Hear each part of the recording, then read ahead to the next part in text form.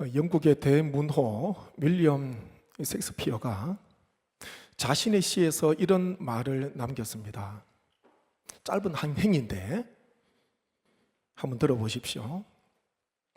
가장 달콤한 것들이 그 행실로 인해 가장 시큼하게 변하나니 부패한 백합은 잡초보다 훨씬 더 고약한 냄새를 풍긴다. 이런 시를 남겼습니다. 이 잡초는 원래부터 큰 기대함이 없습니다.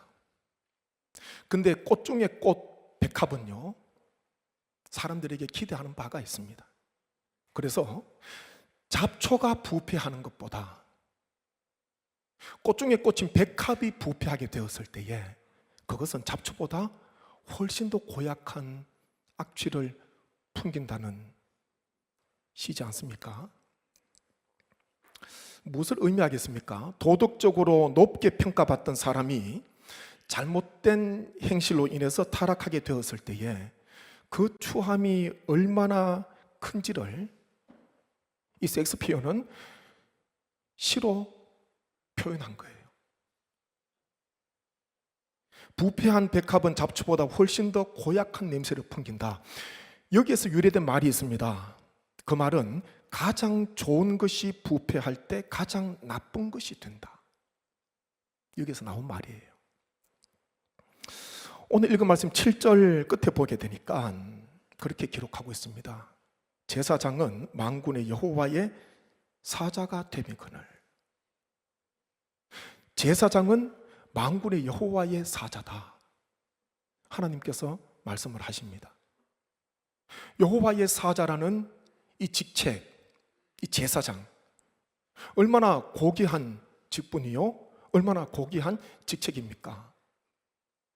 제사장은 이 고귀한 이 직분, 이 직책을 가지고 하나님과 백성 앞에서 향기를 풍겨야 되는데 말라기 시대의 제사장들 악취를 풍겼습니다. 하나님을 경외하지도 않았고요, 흠 있는 제물 제단에 드리면서 여호와의 식탁을 더럽게 하였습니다. 그럼에도 불구하고 자기들의 악행, 자신들의 잘못을 깨닫지 못하지 않습니까? 오히려 하나님이 주신 그 제사장의 직분, 그 사명 행하면서 이 얼마나 번거로운고 코웃음을 치게 됩니다. 그때 하나님께서 이 제사장들에게 이런 말씀을 하시지 않습니까? 너희가 내 제단 위에 헛되이 불사르지 못하게 하기 위하여 너희 중에 성전 문을 닫을 자가 있었으면 좋겠도다. 지난주에 말씀을 나눴던 거예요. 하나님께서는 너희 중에 성전 문을 닫을 자가 있었으면 좋겠도다. 최후 총적과 같은 그런 말씀을 하십니다. 오늘 읽은 말씀에도 보면은 3절에 보게 되면요, 하나님께서 제사장들에게 너희 절기의 희생의 똥을 너희 얼굴에 바를 것이라. 너희 절기의 희생의 똥을 제사장들의 얼굴에 바르겠다는 거예요. 구약의 제사법에 보게 되면 이 동물의 짐승의 배설물은 부정하게 여겨졌습니다. 그래서 그것은 당연히 하나님께 드릴 수 없지요. 그것을 가지고 진 밖으로 가서 정해진 장소에서 불에 태워야 됩니다. 배설물 부정하기에 불에 태워야 되는데, 진 밖으로 가지고 가서 불에 태워야 되는데 하나님께서는 이 짐승의 배설물을 제사장들의 얼굴에 바르겠다, 그렇게 말씀하십니다. 이것은 제사장들이 하나님의 말씀을 듣고 돌이키지 않으면, 다시 회개하지 않으면 이와 같은 수치, 이와 같은 부끄러움이 있게 될 것이다, 그 말씀이거든요. 그러면 제사장들이 왜 이렇게 되었나? 오늘 말씀에 보면요, 제사장들이 레위의 언약을 깨뜨렸기 때문인데, 그러면 레위의 언약이 무엇인가? 하나님께서 레위와 맺은 언약이 무엇인가? 5절 앞에 보면 이렇게 말씀하죠. 같이 읽습니다. 레위와 세운 나의 언약은 생명과 평강의 언약이라. 내가 이것을 그에게 준 것은 그로 경외하게 하려 함이라. 아멘. 하나님께서 처음 레위 지파, 그들의 열심과 그들의 헌신을 보시고 하나님께서 택하시는 거예요. 성전에서 봉사할 사람으로 하나님께서 택하시지 않습니까? 하나님께서 처음 맺은, 레위 지파가 맺은 그 언약이 보니까 생명과 평강의 언약이다, 그렇게 말씀합니다. 생명과 평강의 언약. 제사장, 레위 지파 가운데서 아론의 자손들, 제사장의 직임을 이어서 하게 되는데, 제사장 가장 중요한 사명은 무엇이겠습니까? 제사지요. 하나님 앞에 올려드리는 속죄의 제사를 통하여서 죽을 사람에게 다시 생명을 얻도록 하는 것, 제사장의 책무였습니다. 그리고 하나님과의 관계가 다시 회복이 되어서 평강의 삶을 살아가도록 하는 것, 이것이 바로 생명과 평강의 언약이거든요. 하나님께서 이 언약을 세우셨습니다. 그래서 어떻게 해야 됩니까? 제사장들은 하나님께서 주신 그 직분을 보면서 레위 지파와 세운 생명과 평강의 언약을 기억하면서 하나님을 경외해야 되는 거예요. 이 경외라는 것, 이 거룩한 떨림 아닙니까? 하나님 앞에서 거룩한 떨림이 있어야 됩니다. 이 시간 예배를 드리고는 이곳 영과 진리홀에서 예배 드리시는데, 이 시간 우리의 마음에도, 우리의 심령에도 하나님 앞에 우리가 서 있기에 경외가 있어야 되는 거예요. 떨림이 있어야 됩니다. 떨림이, 거룩한 떨림이 있어야 됩니다. 하나님께서는 오늘 말씀해 보니까 이 레위의 언약을 깨뜨린 이 제사장들, 생명과 평강의 언약을 깨뜨리고 하나님을 경외하지 않는 이 제사장들, 하나님께서 어떻게 하십니까? 말라기 1장을 우리가 이 두 주일에 걸쳐서 말씀을 나누었잖아요. 좀 전에 제가 말씀을 드렸습니다. 말라기 1장만 보게 되면은 하나님의 진노가, 하나님의 징계가 바로 있을 것 같은데, 다시 말라기 2장으로 넘어오게 되면은 하나님의 마음이 보입니다.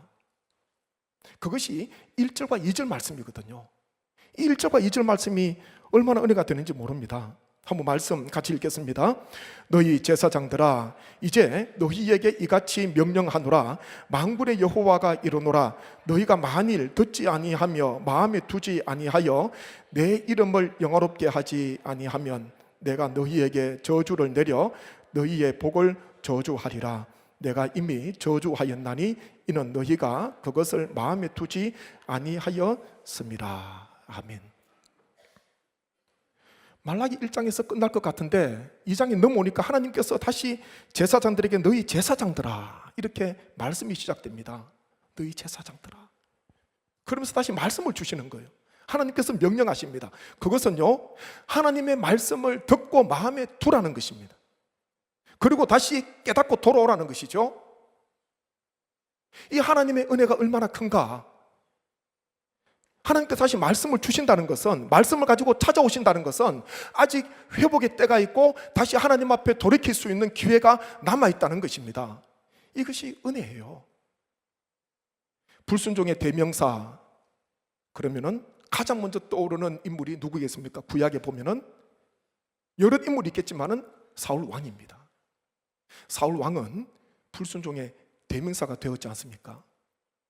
말씀을 묵상하다 보면 사무엘상, 사울 인생 가운데 가장 비참하고 가장 안타까운 것이 무엇입니까? 저는 두 가지 말씀을 찾았어요. 이 두 구절이 사울 왕에게 있어서 가장 비참합니다. 첫 번째 구절은요, 사무엘상 15장 35절인데 같이 봅니다.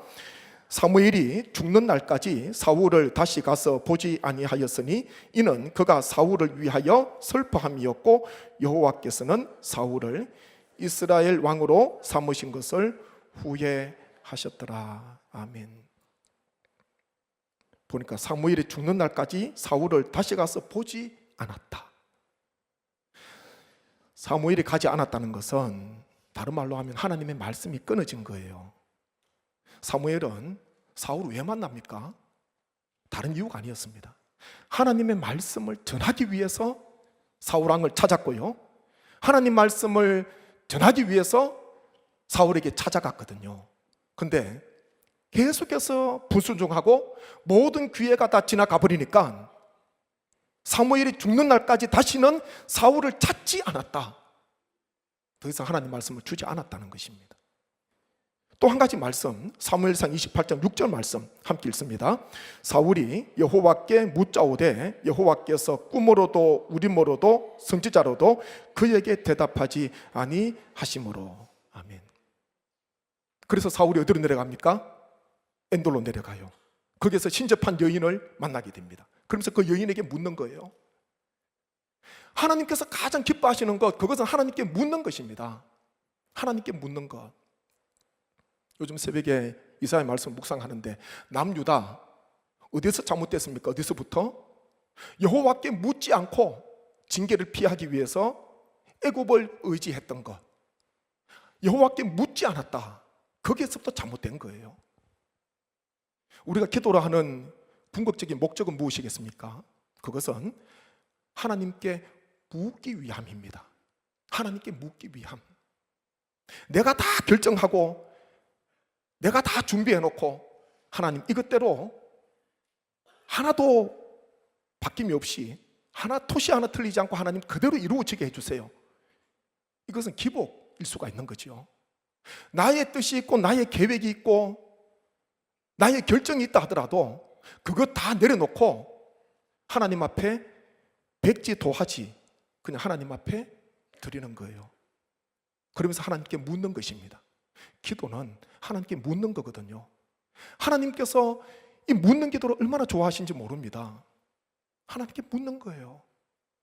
근데 하나님께서 그렇게 좋아하시는 이 묻는 기도, 사울이 하나님께 여호와께 물었는데 하나님께서는 꿈으로도 우림으로도 선지자로도 그에게 대답하지 아니했다. 그렇게 말씀합니다. 이게 비참해요. 이게 비참합니다. 하나님께서 더 이상 나에게 말씀을 주지 않고 하나님께서 나에게 말씀으로 찾아오지 않는다면 이것보다 더 비참한 것이 없습니다.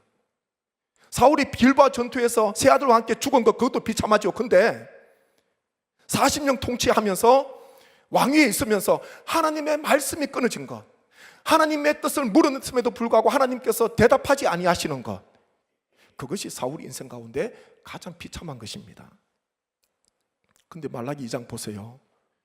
그 제사장들, 부패하고 타락했던 그 제사장들, 다시 하나님께서 너희 제사장들아, 이 장을 그렇게 시작하고 있습니다. 그러면서 다시 말씀을 주시는 거예요.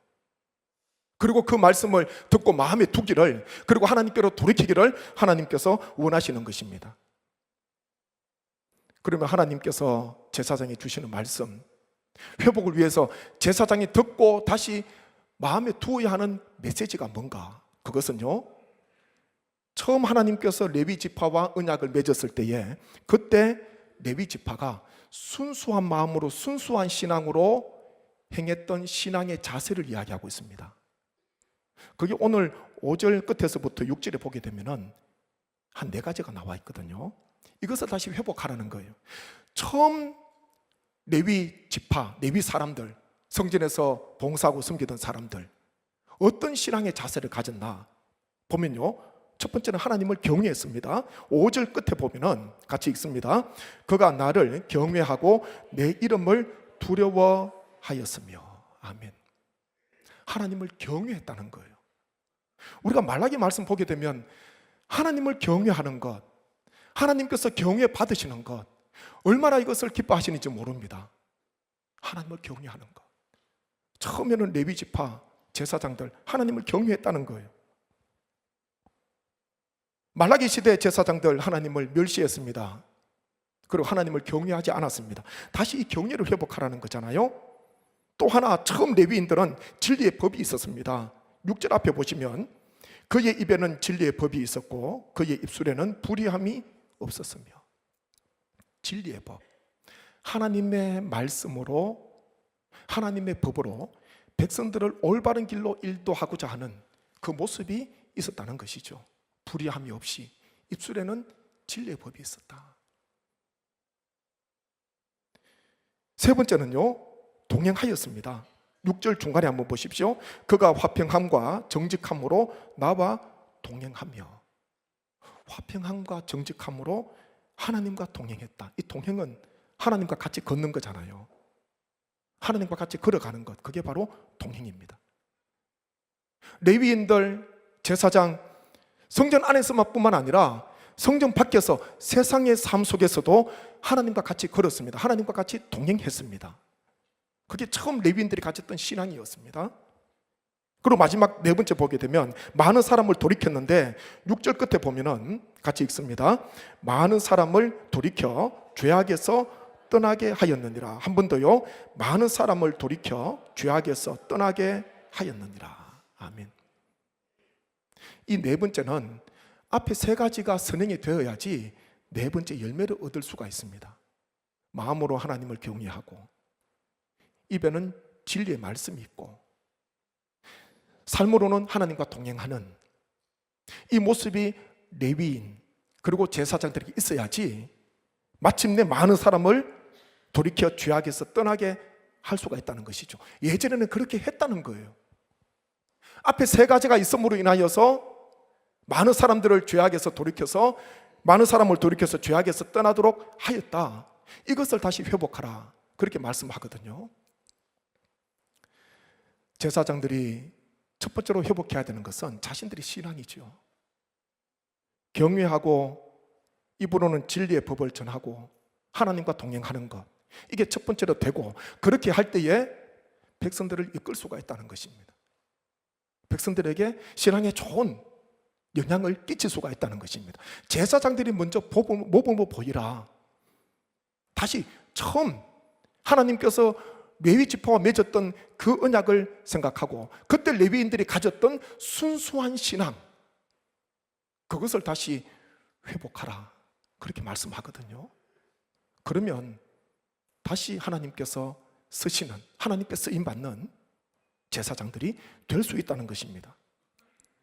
아마 오늘 설교 들으시는 우리 성도님들 마음에 조금 자유가 있을 거예요. 왜냐하면 나는 제사장이 아니니까. 아마 이 중에 한 반 정도는 목사님 잘해야 되겠네, 목사님 잘해야 되겠네, 목사님 혼자 드려야 되는 말씀을 오늘 우리가 또 듣는데 왜 이 말씀을 전하지? 아마 그런 분들이 우리 아멘 한 집사님부터 시작해서 한 60% 이상은 될 수가 있습니다. 나는 제사장도 아니니까.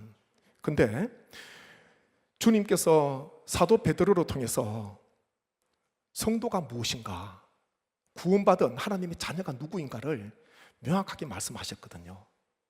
우리 모두는 다 제사장인데 어떤 제사장입니까? 왕 같은 제사장, 그렇게 말씀하셨습니다.